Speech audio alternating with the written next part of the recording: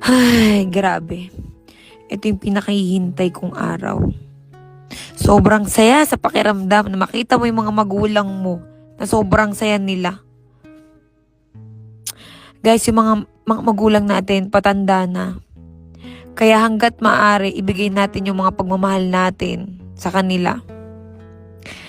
Tsaka grabe, sobrang saya makita ko yung mga ngiti nila. Sobrang saya. Talagang legit yung ngiti nila. Tapos, ang sarap lang sa pakiramdam, syempre. May masaya kang pamilya, kompletong pamilya, magkakasundong pamilya. Hindi kayo nag-aaway-away. Sarap lang sa pakiramdam. Tapos si Papa umiiyak. Kitang-kita ko, grabe kung paano ka maging masaya ngayong araw na to. Kahit hindi mo birthday. Basta andito lang ako palagi para sa inyo.